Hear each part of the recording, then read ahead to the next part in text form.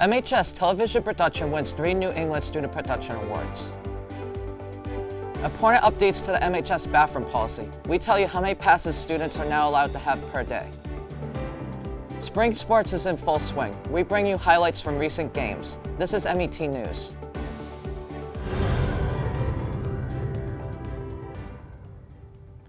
Hi and welcome to MET News. I'm Brian Moreau. Let's get right to the lead.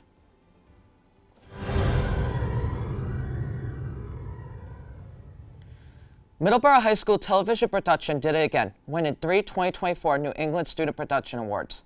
MHS TV Pro also earned 10 honorable mentions. Winners and honorable mentions were announced on April 22nd. Here's Peyton Lapana with the complete list of MHS winners. Congratulations to the MET Student Award winners Kevin Holeen for his film Shock. Brianna Baker won a New England SPA in the Talent Performer category for Shock. Colin Roque also received a New England SPA for the Best Long-Form Fiction in New England for producing his original film, one of the sequels ever. The Student Production Awards are a contest actually hosted by members of the National Academy of Television Arts and Sciences. These are the same people who give out and award Emmy Awards to shows you see on TV for like Best News Story, Best Comedy, all of that. As part of their responsibilities as members of the National Academy of Television Arts and Sciences, they also vote on high school and college student production awards. So the film was called Shock, and it's about a girl that goes through the stages of shock after witnessing a car accident, and it follows her through a venture into her own consciousness as she comes to terms with what she has just saw. The main synopsis for my film was that somebody wakes up from a dream that they thought was real life, and now they got to escape the facility and the quote-unquote amazing security that they have there.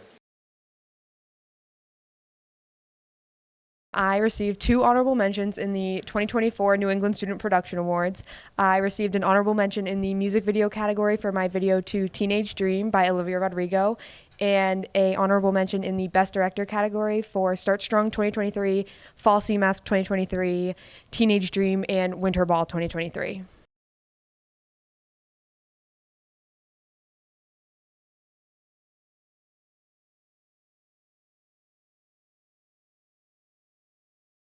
I really like the writing of Shock and the editing.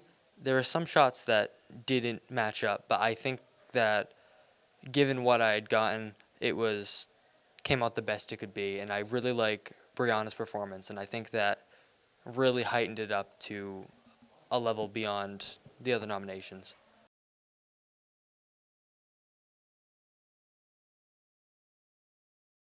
Win this award.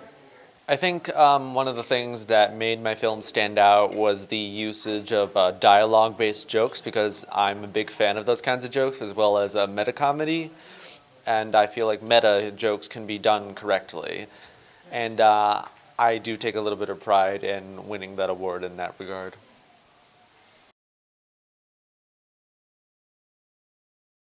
My goals also are just like everyday classroom goals. I want to make sure everyone at TV Pro here leaves with greater time management skills, the ability to work under pressure, the ability to work with a team, to use technology to create something that's art. So, you know, my goals are to be a better human for all the students in class, whatever that means, even on the hard days. The advice that I would give to students in the future for the Student Production Awards is to have a goal in mind before you start making your video of what category you want to enter it in and how you want to see it do. Because if you have an end goal, you're more motivated to make sure that you complete that goal rather than really not knowing where you're going to go with your video and not feeling like you have anything that you really want to do with it.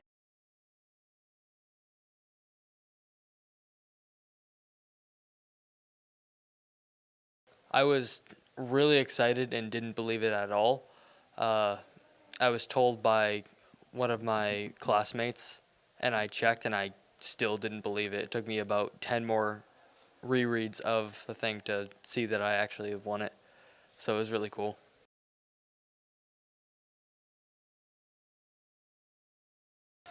I first heard about me winning the Student Production Award in class when Mr. Pelletier told us that I was one of the winners, and I was, to be honest, I was genuinely shocked that I won.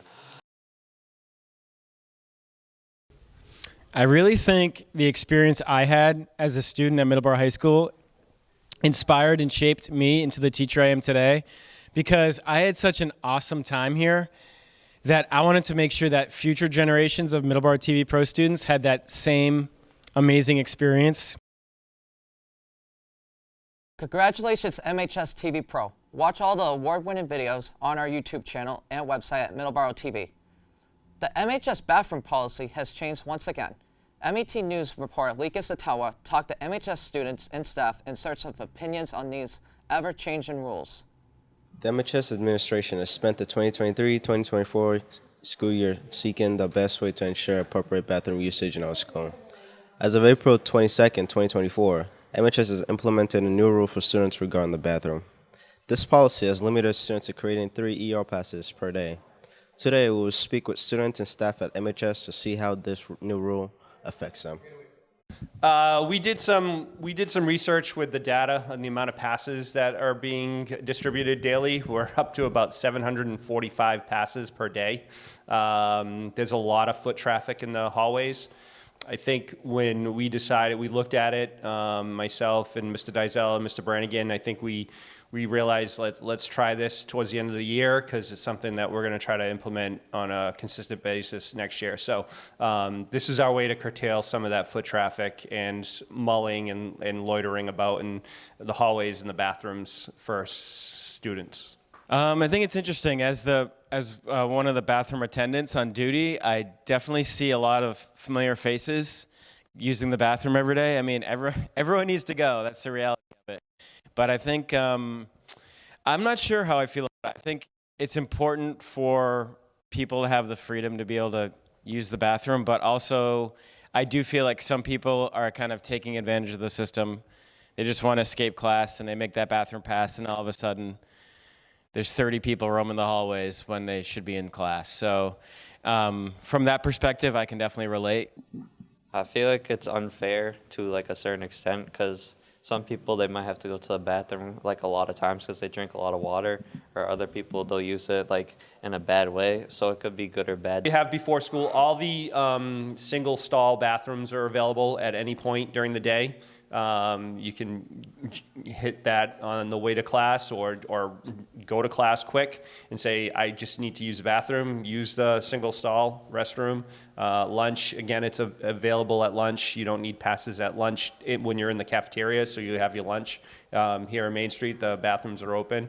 And then after school, before school, there's a lot of options when it comes to that. We also vetted it with other schools, around local schools, about who have e-hall pass, and we kind of feel like that number was appropriate for our student population. We're all about to go to college where you don't even have to ask to go to the bathroom, so I feel like we should be preparing for that rather than taking steps backwards. I would say it has been a challenge over the past years. Even in the time we've been in this building, there's been times when there was really no limit and people could just leave. And as a teacher, it's really tough to be like, someone else needs to go and I can't send them until that person comes back who's gone for 15 minutes every block. So the system wasn't working at the beginning, so I think the changes were necessary. I think the real interesting thing will be, how is it an overcorrection? How far is too far or not? I do think there are instances when people just genuinely need to use the bathroom, and I want to make sure they can do that. But I also want to make sure it isn't the same 5 people taking 20 minutes out of the class and taking advantage of that. So we'll see what happens when the dust settles. Yeah, I feel like it could be good. I feel like they should try it, see how it goes. But if it doesn't work, they could always just switch it or like do something new. Just keep trying new stuff. It affects me because, I don't know, like if I have to go to the bathroom more than 3 times in like a long day, like if I was at my house, I would go to the bathroom more than 3 times during the time period that we were at school, and I feel like it shouldn't be any different. No, I think it's not a consequence for a student body. It's just more about the fact that we want you guys to be in your classrooms more.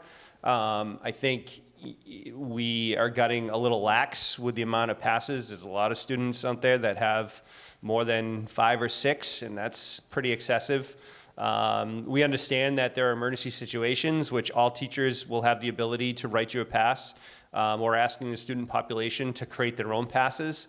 And then once they hit their limit of 3, then the teacher would have to initiate it rather than the student. So it's not like you're not going to be allowed out more than 3 times.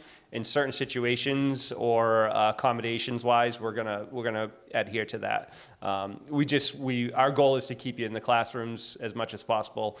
With the seniors about to leave in a few weeks, we want you guys to help lead this policy and show that, hey, we're okay doing this. It's not gonna be harmful in any way. It's just our way to, again, curtail some of the foot traffic and the loitering in the hallways during class time. I'm not sure if the bathroom policy will last or not.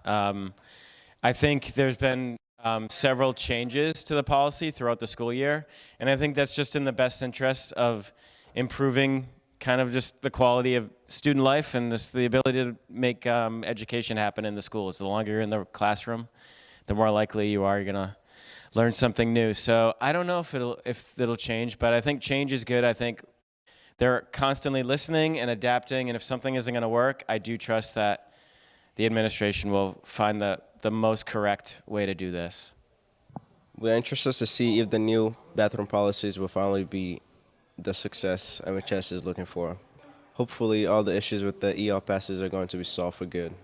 This has been Lee Kinsatonwa with MET News. Thank you, Leakin. It'll be very interesting how this new bathroom policy will affect students throughout the day. Up next, MET Sports.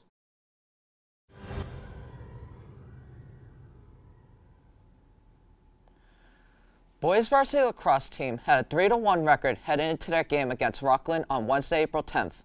Unfortunately, the boys lost with a score of 12-6. Here's a highlight from the game.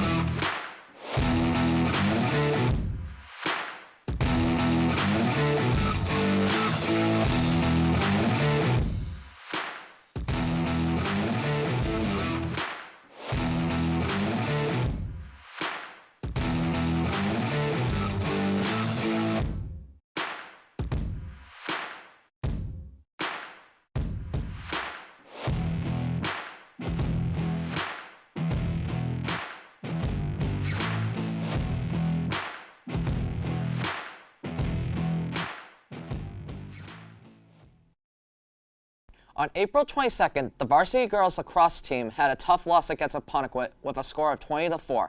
Here are some highlights from the game.